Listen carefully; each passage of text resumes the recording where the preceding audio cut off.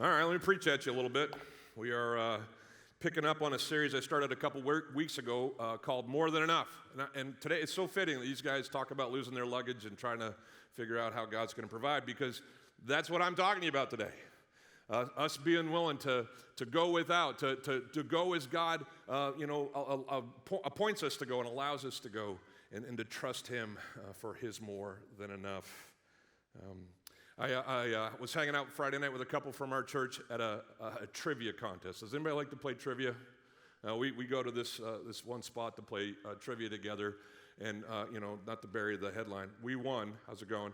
But the trivia contest started kind of poorly because the lady behind the lectern, the one who was hosting the trivia contest, had a hot mic. Anybody remember that skit from SNL, right? Ooh, hot mic. Everything was feeding back. Every time she spoke, it just got louder and squeakier. It is annoying. Who's been in that meeting? Anybody been in that setting? And so I stood for it as long as I could, and then finally I couldn't do it anymore. And I walked up to her and I said, "Listen, I know you don't know me. We're probably going to win." I didn't say that, but you don't know me, but I've been around some sound equipment. Would you mind if I just kind of checked your settings? And she said, "Yes, please," because she had no idea. She had been told, turn this knob and speak into the mic, and that was the extent of her instructions. So I started messing around with, the little that I understand. Has anybody heard me preach before? Not handy. Are you with me? Right? And so I'm trying not to make things worse. But then on her lectern, right below where the mic was and where the podium part of the stand part of the lectern was, were dials. And someone had gone to these dials on this wired lectern and had taken the equalizer knobs and just spiked both of them. Now, I'm not a sound tech. Dave could tell you more about this. But that's bad. Anybody remember having a stereo in your room? If you spiked all the highs to the highest levels, it messes with the sound. And that was what was happening with this woman as she was trying to host this trivia contest. I just did a simple whoop and turned those things down, or to what I hope was appropriate levels. And I'm here to tell you, it worked. I have no idea if that had any bearing on our winning. I can neither confirm nor deny. I think we actually won legit, but it reminded me of what we're talking about today. I'm going to spend next week talking to us more about some practical applications of being generous. That's next week. Come back. Some of you are like, "Oh, good, I'm not coming back." No, come back. But this week I want us to address the heart and the mind when it comes to generosity, because that's where it begins.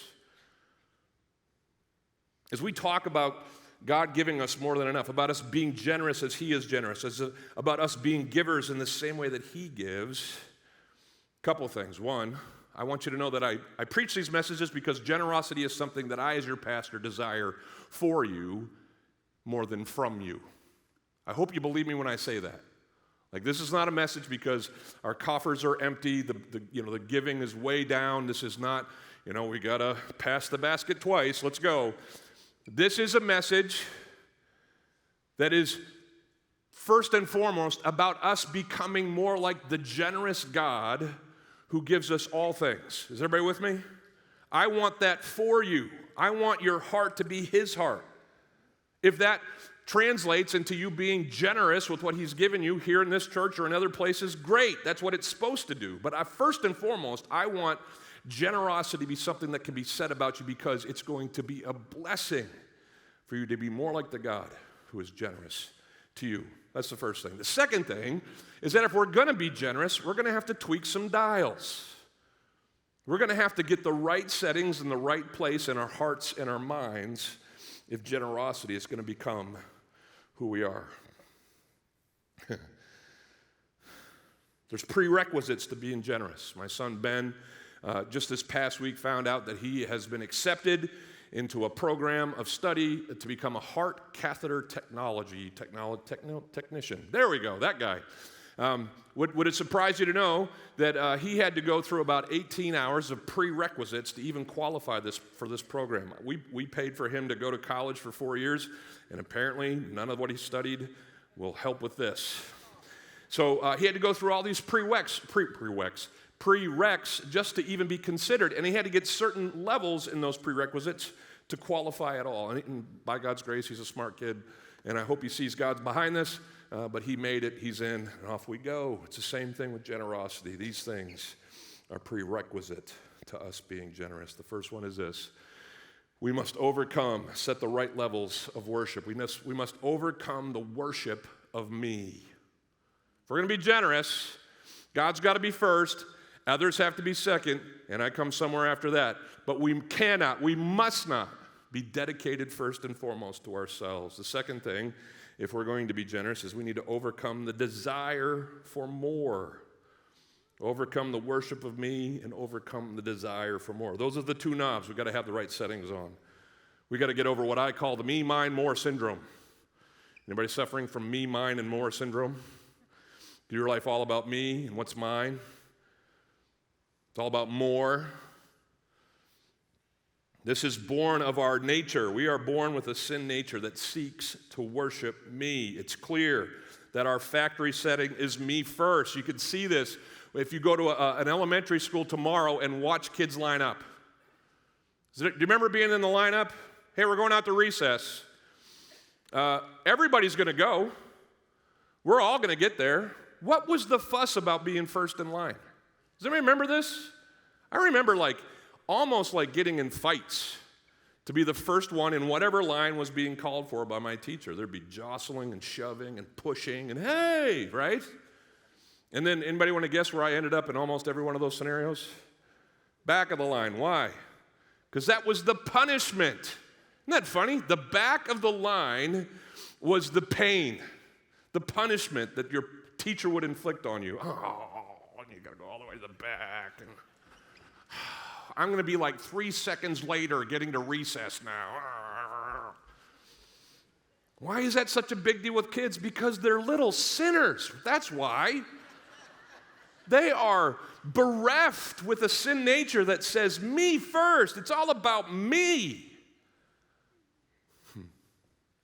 This inbred distortion of right worship is why God starts his 10 commandments in the story of the Exodus with the children of Israel with first things first. Everybody remember that? They've gotten across the Red Sea. They're hanging out. They're amazed by God's grace and emancipating them from slavery, these children of Israel, of getting them across a body of water by separating the seas, right? This is a high that Israel is experiencing in their connection with their God. And so God comes to them and says, okay, guys, I'm going to give you this system by which you can honor me. Here's my top 10. And he starts with this. He says, hey, guys, I am the Lord your God, the one who brought you out of Egypt, who freed you from slavery. Because I've done these things for you, do these things for me. And the first thing he says is that you shall have no other gods before me. Why does God say that? Because he knows that sin has made all of these people who he has saved obsessed with themselves. They worship the God in the mirror. And so they have to be told, reminded constantly not to divert their worship from him who is worthy, only one worthy, and to put it on themselves or other things that have been created by him. That's where the next verse goes. Some people think it's a second commandment. Others would argue that it's just part and parcel of the first, because he says you'll have no other gods before me, and you shall not make for yourself a carved image or a likeness of anything that's in heaven above, or that's in the earth beneath, or that is in the water under the earth. You shall not bow down to them or serve them, for I, the Lord your God, am a jealous God. And he goes on from there. Is everybody picking up what God's putting down?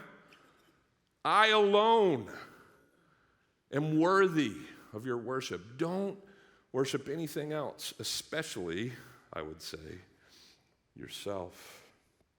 Got to get worship right. Life's not meant to be me first. Life's meant to be God first, others after him. So that's the first one.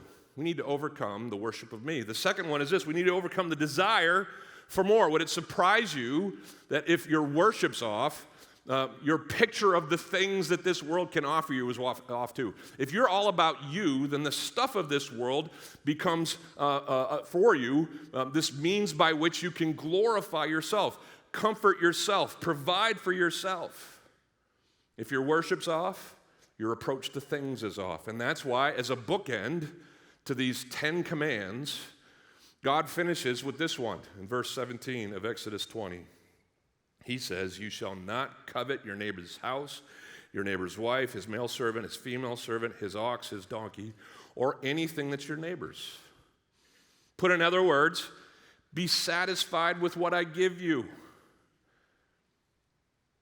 If you have right worship, you put me first, that's going to be easier. But if your worship is off, your pursuit of more is going to be strong, and greed, covetousness will live in your heart. You know, one of the first words that we learn after mommy, daddy, right, is what? Mine. Mine. You ever heard a little kid say that? They can't put a sentence together, but they got that one down. You try to take something that they've, found on the floor. The remote control was a favorite for my kids. They thought anything that was in their range was theirs. If I can reach it, it's mine.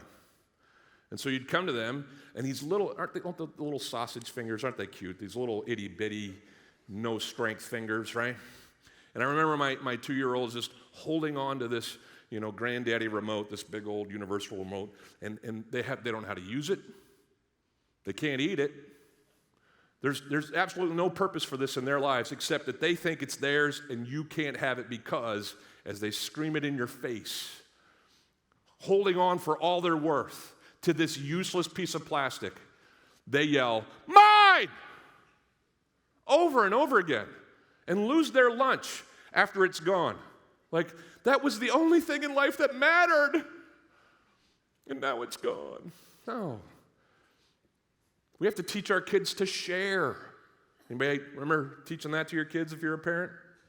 Our kids were kind of bunched together. We figured out what was going on and stopped it. But they were all born within 33 months. And so there was this constant friction in our home. Daily lessons of that's not yours, give it back. Aren't we going to share? And our kids would just look at us every day, having been taught it the day before that, the day before that. They just look at us like, what are you talking about? Share? What is this word you speak of? I'm not going to share with him. Certainly not going to share with her. Anyway, these are the things that God in his commands comes out against. Would it surprise you to know that there's over 2,000 verses in our scriptures that speak to the use of stuff, the proper understanding of things. There's countless more that speak to the right worship of God. Our Bibles are saturated with this stuff. If we skip forward from the Old Testament to the back of the New Testament, this guy Paul, who writes most of the back of your Bibles, is speaking about this almost every time he picks up a pen, as he coaches pastors and churches to be who they're meant to be in Christ. He almost always says something about, hey, make sure you got these right mindsets. God's first, and he is enough. He says this as he writes his buddy Timothy, a fellow pastor working at a church in a place called Ephesus. In his first letter to Timothy, he says in chapter 6, verse 17, "As for the rich of this present age, charge them not to be haughty," a word that we use all the time. Stop being so haughty. It's a word that means prideful, obsessed with self. Self-made, self-worshiping even. Tell rich people, those who have, not to be me-worshipers, not to set their hopes on the uncertainty of riches, but on God, who richly provides us with everything to enjoy. In so many words, Paul's teaching what God taught Israel: put me first and don't desire for more unduly.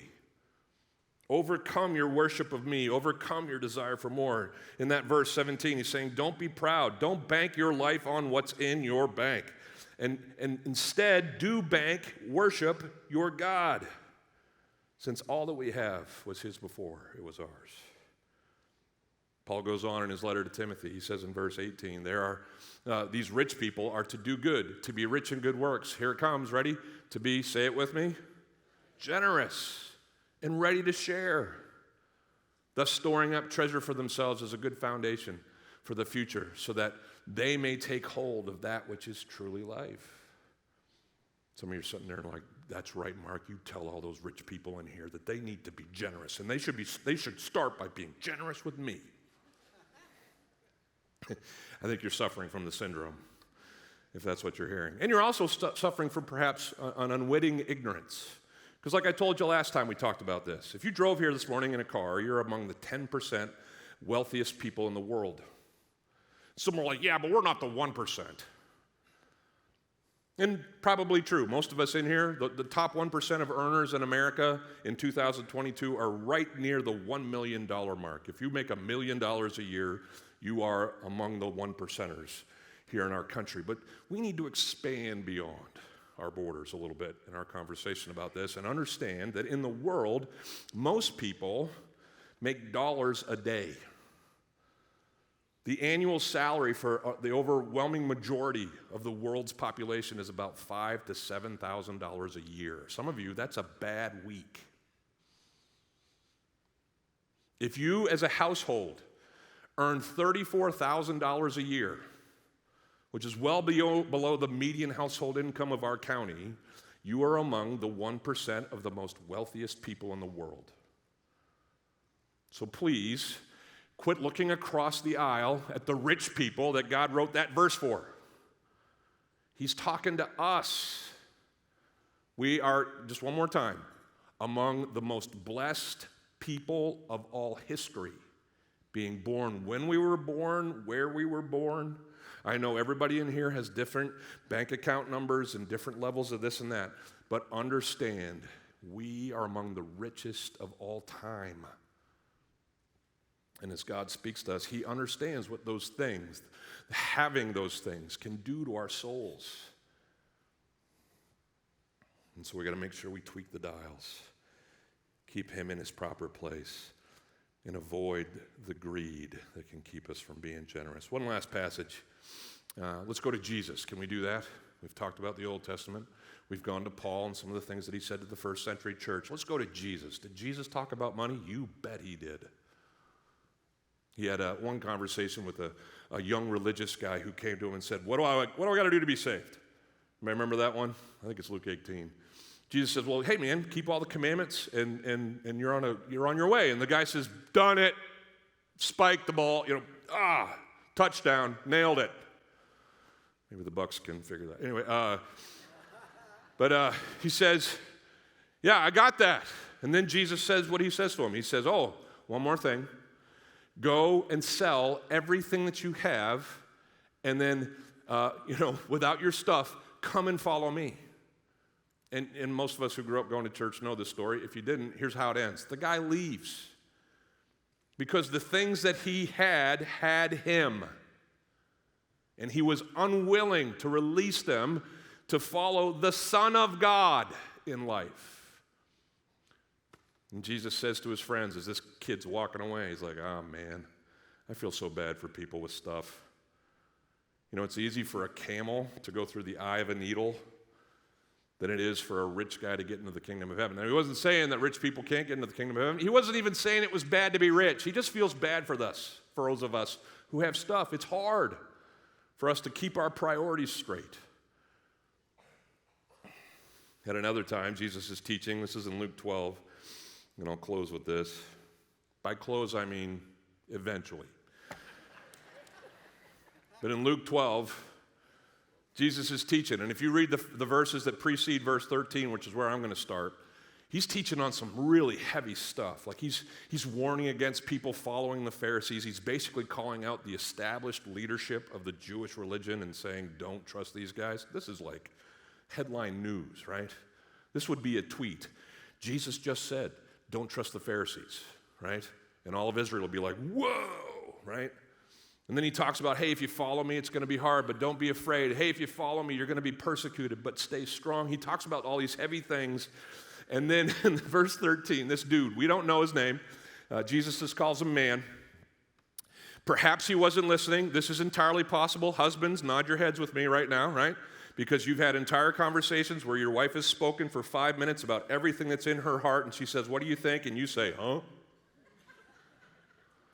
Because the game was on, or if you were on planet whatever. Anyway, I'm giving this guy a break. Maybe he just wasn't paying attention because what was mattering to him was dominating his mind, right? And he was just waiting for Jesus to take a breath so he could ask this non sequitur of a question.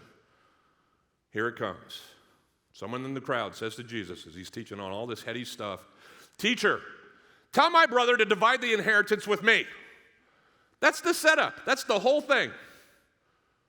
He doesn't go into, me and my brother have inherited this business from my father who's passed away, and I want to go strike out on my own, and so I need my half of the business. We don't have any details as to what the inheritance is that he's talking about, but he just raises his hand maybe, right?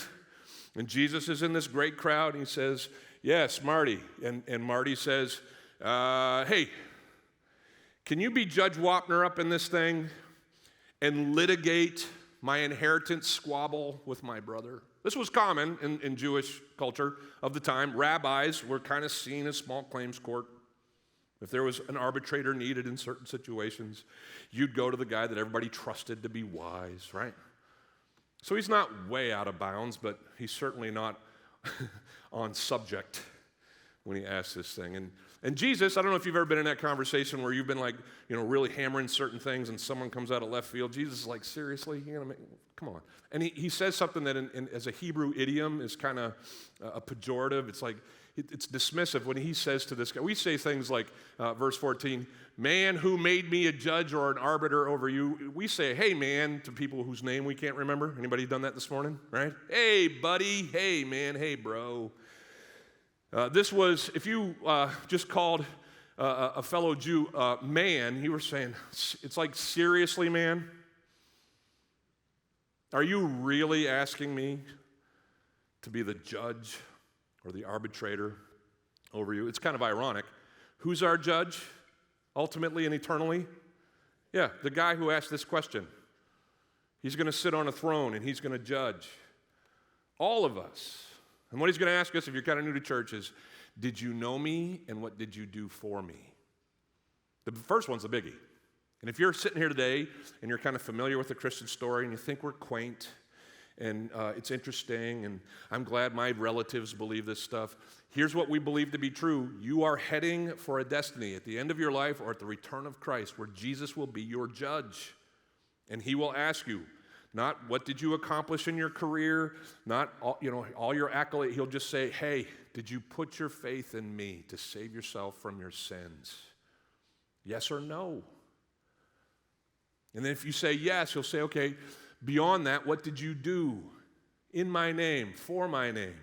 How did you honor me? Those are the two things that matter at the end of your life. And so if you're kind of new to this conversation, please come hear our wisdom. Be generous. It's great that you do that. But the most important thing that you know is that if you don't have Jesus, you don't have anything. And I pray that you receive him in your life. But in this case, Jesus didn't want to be judged yet. He's just like, come on, bro. I'm not going to wade into the weeds. And then he starts talking about greed, because apparently, as the Son of God, he can read hearts and read minds, and he saw that this guy, he was just suffering from me, mine, and more syndrome. I got to have what I got to have. It's all about me. I want more. And so Jesus says this. In verse 15, he says, take care and be on your guard against all covetousness. It's the Greek word pleonexia. It means greed, thirst, desire for more. He says, for one's life does not consist in the abundance of his possessions. This guy was focused on his deserved cut, his more. He hadn't learned to overcome the worship of me, to overcome the desire of more. And so Jesus is going to teach, just as the Old Testament taught us, just as Paul taught us, about what stops generosity. He's going to answer this question in the verses that follow by telling a parable. And he's going to say the same thing that I've been saying to you all morning. If you haven't picked it up yet, I'm saying two things. You want to be generous? Stop worshiping you and stop desiring unwisely more. Jesus starts with the latter. What stops generosity? An unwise desire for more stops generosity. He tells this story about a farmer. He says in verse 16, the land of a rich man produced plentifully. And he thought to himself, what shall I do? For I have nowhere to store my crops. So, good news. This guy apparently was a good farmer. I grew up in a farming culture. My senior year of high school, I actually went, my parents lived in Illinois, I lived in Maine with a farmer. I've never seen anybody work harder in my life than Fred Thompson did. And rightly so. If farmers aren't out there before the sun comes up and don't stay out there until the sun goes down, there's a risk that their fields will not yield the crops that they desire. They got to work hard. So we can at least say this about this guy in this story. He was a good farmer. We can also say this: God is a good God. Because you can do all that you do as a farmer, and if God doesn't come through with the weather, the rain and the sun, and provide for that side of things, the yield doesn't produce. So God is blessed. This man has worked hard, and that's great. Good things, right? Everybody with me? The problem comes when the question is asked, what am I going to do with all this extra? He said, I will do this. I will tear down my barns and build larger ones, and then I will store all my grain and my goods. Scholars love to make a big deal about the fact that in this one story, the personal pronoun I or me is used 12 times by this guy. He's pretty worshipy of himself. And his solution with all this extra, bigger barns. You guys see it in the news? I think Derek Jeter's house just sold over on Davis Island, and whoever bought it, this house isn't even like 10 years old. It's got like 32 bedrooms in it. Whoever bought it, this is what I heard, is tearing it down to build another house. That's like stupid money. Is everybody with me on that? If you got the audacity to like buy the primo spot in all of Tampa real estate and then tear that house down so you can rebuild another one, there might be some me more and mine syndrome going on there. Is everybody with me? But that's what this guy's got. When it comes to my extra, it's obviously for me. Now, let's be fair. He's probably thinking, you know what, I might need this. Anybody that way? Who's a hoarder? Raise your hand if you're a hoarder. Okay, oh, thank you, okay. And some of you actually did. I didn't think people actually would. And listen, I get the wisdom of being prepared, right? You know, I'm an overpacker on some trips. I don't know if I'll need this, but it fits in the bag. Let's go, right? So I'm not saying all of that mentality is strictly wrong, but I am saying that that's often born of this mindset that I've got to take care of me because no one else will. I wonder if that's what this guy was thinking. Man, I got to store this stuff up because I might need it. And I love the story that Noemi told this morning. Yeah, we flew all the way to India, and our bags didn't go. Ever been in that situation? On a much sadder note, an entire region of our state, about a month ago, had a storm wipe everything out.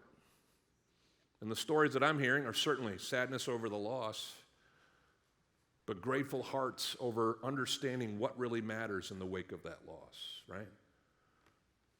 So I get it why people hoard and collect and keep, but we have to be careful not to cross the line into, from being wise and prepared, like Proverbs tells us about ants, working hard, to being trusters of self and not of God.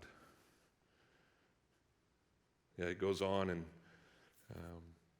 he basically shows us that his decision when it comes to this extra is to keep it, not to share it. His desire is to worship himself, to serve himself, to provide for himself, and it's born of this mindset, this wrongful worship of me that stops generosity. It says, as Jesus tells the story, that this man, after he decided to build the barns, explained his reasoning behind building those barns. He says, and then I will say to my soul, verse 19, soul, got all third person there, you have ample goods laid up for many years. Relax, eat, drink, and be merry. Who's heard that last one? Is that on the kitchen wall somewhere in your house, right? Eat, drink, and be merry. It's in the Bible. I don't want you to go home and rip the sign off, but it's almost always spoken of in negative terms. It's code for hedonism in our scriptures. Eat, drink, and be merry is like, oh, well, at least we have the world and what's in it. Let's just enjoy that. And in most cases, when it's referenced, it's in spite of or despite the presence of a holy God and where his place should be in our lives. This guy's like, hey, man, I'll just make this all about me. And Jesus, as he tells the story, explains that that was a bad choice. Because God comes to this man in his life, and he calls him what? Fool, dummy. Does God talk to you like that? God calls me dummy all the time. I'm sitting there fuming over the fight I just had with Eleanor. I'm in there feeling all justified and being the jerk that I was. And God in his spirit comes to me and is like, dummy, you did it again. Yeah, God comes to this guy and he says, fool, this night your soul that you just had this great speech to is required of you. And the things that you prepared, whose are they going to be then? Not yours. This is kind of God saying, hey, listen, man, if you're not going to willingly give it, I'm going to take it and give it as I see fit. You can either have an attitude that worships me and is satisfied with your enough, or I'm going to create things that take away your stuff so that you can worship me and learn to be satisfied with your enough. Jesus says, so is the one who lays up treasure for himself and is not rich toward God. Reminds me of what he said in Matthew about not laying up treasures for ourselves on earth, not being caught up in our default setting to worship ourselves and as a result to accumulate more. All through your scriptures, Old Testament, New Testament, Gospels, the message of God is, hey, worship me and trust me for what you lack. Pray to me for your daily bread. And if I bless you, don't build the bigger barns. Be ready, willing to give as I appoint. Starts here. Starts here. Do you suffer from me, mine, and more syndrome? Is this insidious little thing called the worship of me affecting your soul? My prayer is that we will know that God is more than enough. Will you stand with us as we sing?